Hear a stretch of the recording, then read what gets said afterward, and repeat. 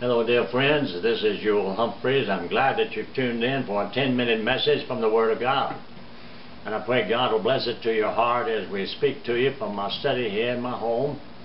I want to speak to you on the fact that God has created everything. He's the great creator. He's made it all. And we have a participation in His creation.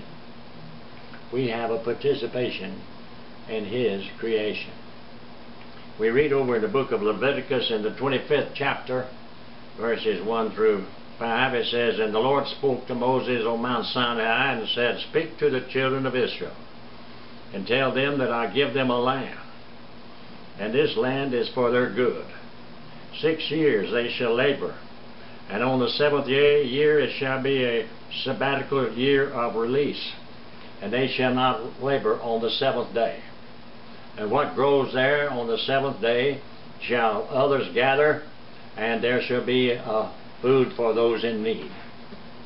And so we have a responsibility to creation. God created everything, and He gave this land to Israel to go in and to till the land and grow the fruit and to enjoy the fruit and the labor of their hands. God wants us to enjoy the labor of our hands in the country where He has given us. He's given us a great country. Let us be grateful for the country that we live in and know that it is a gift of God. And this country comes to us by the power of God. And we know that it's a blessing of God upon our land and upon our people. And He said, I want you to work in this land. So we need to work. He told Adam and Eve, even in the beautiful Garden of Eden before sin came in, go in and till the land and reap the harvest. It's yours. The only difference being there were no briars and thorns and weeds in those gardens. Not till sin came in and marred nature. But we know then that we're still to till the land. We're to work in the land. I want us to recognize the fact that everything comes down from heaven. The Bible says every good gift comes from heaven. Everything in your life that you have comes from heaven. Your food, your clothes, your shelter, everything you have. Your food all goes back to God's creation.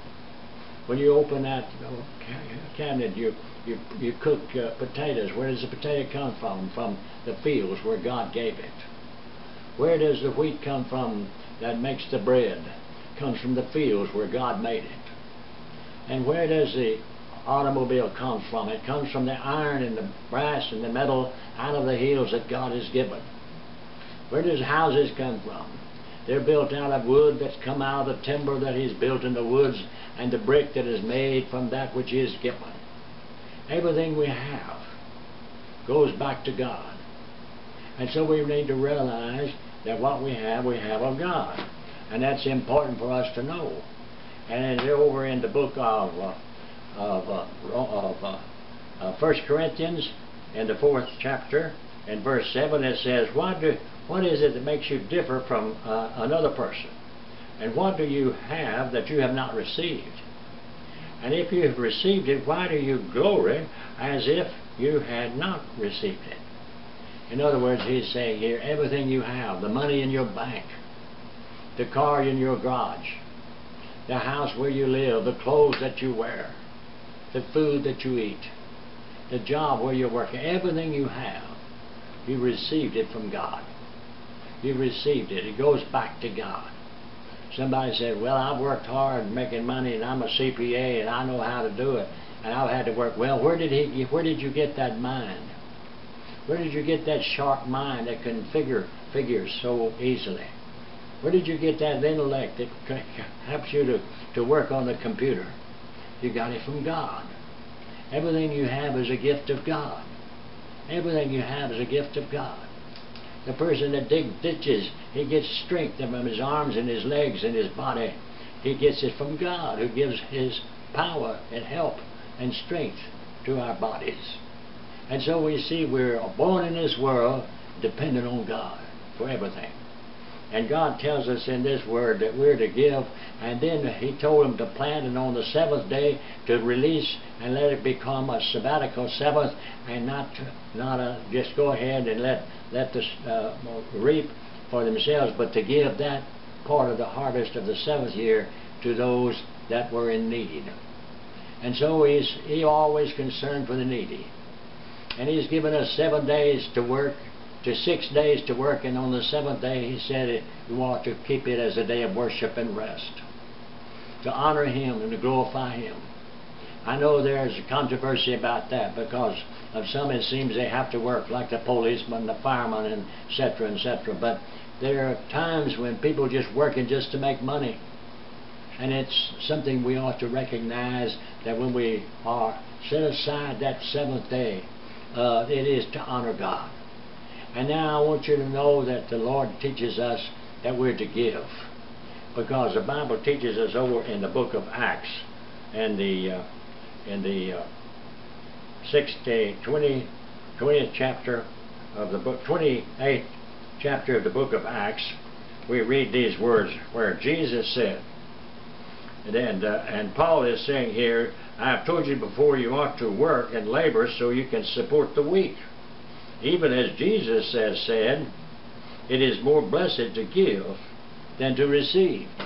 And so we need to learn in God's creation that is created to give to others, not just to a few, but to all, to everybody, including the needy. And so we're to give to the needy and to help them. And we thank God for that. It is more blessed to give than it is to receive. And that's important. It is more blessed to give because God will give to us. And so has given so much. We have so much. He brought Israelites out of Egypt into a good land. He's brought you in the country that you live in. He's brought it out of the darkness into a good land. A land that's a milk and honey, and a land that's a good land for you, but it comes from God. And so endeavor to serve God with what you have and what you've been given in this life that you have lived. Compare this land to the gift that God has given us in Jesus Christ. He's given us a life in Him, life forevermore in Christ our Lord and God our King. He's delivered us from the power of darkness. And in Colossians it says this word that I think is so important. He says He has delivered us from the power of darkness and translated us into the kingdom of His Son. And so you see, God has brought us out of the land of darkness, and He's brought us into the kingdom of His Son. And He wants us to participate. He wants us to share Him, enjoy Him. And then just like He wants you to enjoy the fruit of your labor, then He wants you to help others and to share that with others that are in need.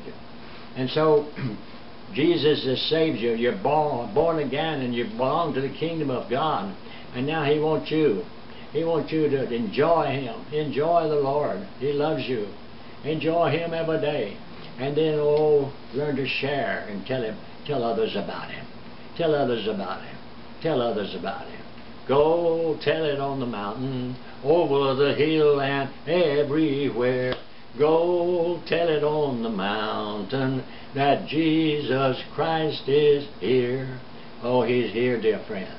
And He's here to help you right now. Open your heart to Him. Give your life to Him.